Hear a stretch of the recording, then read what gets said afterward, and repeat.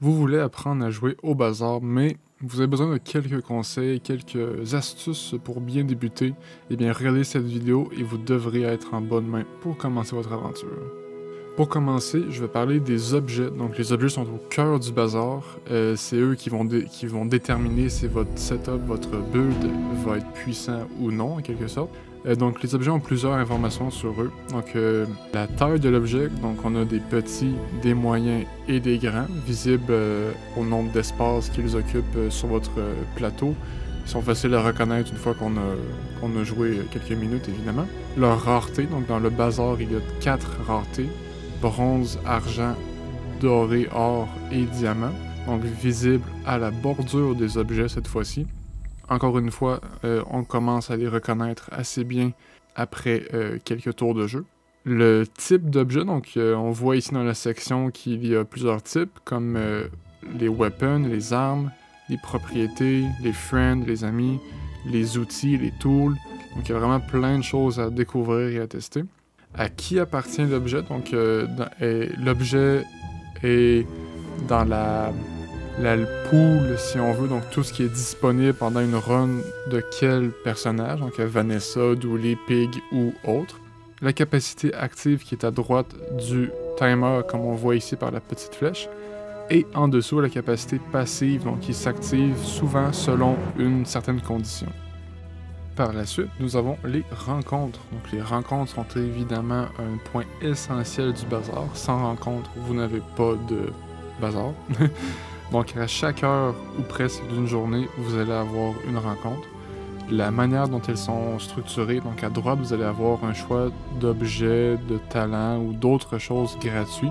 À gauche, un marchand, donc qui peut varier de type de marchand, mais ça va être un marchand pas mal tout le temps. Et au milieu, un événement. Événements qui sont très variés et nombreux. Donc ça serait très difficile pour moi de vous expliquer les choix, mais parfois ça peut aller d'un passage en montagne qui a plusieurs options pour aider un convoi. Parfois, il y a même des combats de mobs dans ces rencontres-là. Donc, c'est vraiment à vous de les découvrir au fur et à mesure. À la 3e heure d'une journée, attention, il y aura toujours un combat contre un mob, donc du PVE. L'astuce, du moins mon conseil, allez-y toujours pour le plus facile. Donc, vous avez 3 choix. Facile, disons, à gauche, milieu, moyen au milieu et plus difficile à droite.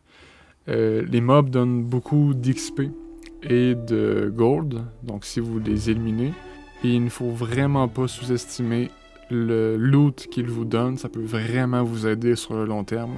Donc faites le bon choix dans ces rencontres-là. Après, j'ai un conseil un peu plus général qui est moins par rapport au jeu, mais qui est fort, comment dire, qui s'applique réellement à cause de la nature du jeu. Votre vitesse de jeu, en fait. Prenez votre temps. Le bazar est unique parce qu'on n'a pas de chronomètre, on n'a pas de corde qui brûle, qui nous force à prendre une décision. Chaque décision vous appartient. Vous avez tout le temps que vous voulez pour construire votre personnage, votre tapis, de votre façon.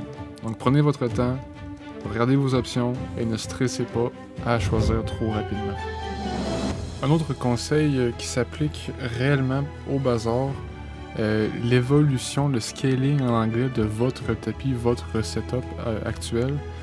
Faites vraiment, attention, c'est un gros mot, mais si vous sentez que votre build en late game est plus vraiment efficace, il faut changer, il faut garder le rythme sur vos adversaires. Donc si votre build au jour 5 était excellent, ben c'est bien possible qu'au jour 7, 8, vous ayez de la difficulté à gagner votre combat contre l'autre joueur.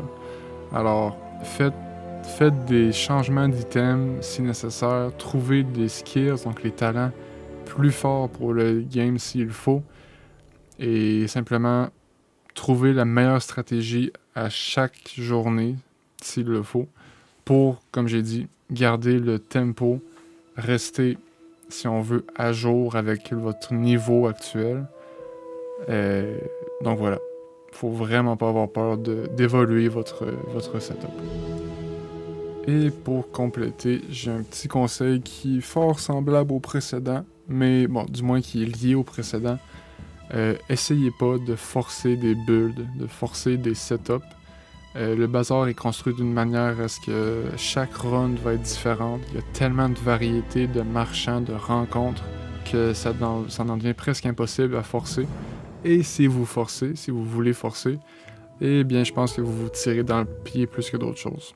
J'ai pas vraiment testé de mon côté, mais sincèrement, n'essayez pas. Puis je voudrais terminer la vidéo en fait en vous disant que je me suis inspiré de Artificier, RTFCR sur YouTube, ou Greg de son nom, qui fait des vidéos sur le bazar depuis très longtemps et qui m'a donné en quelque sorte la permission de m'inspirer de ses conseils pour vous faire cette vidéo en français. Et j'espère que vous allez devenir meilleur dans le bazar grâce à ces quelques petits conseils. Et ben moi je vous dis à la prochaine dans le bazar.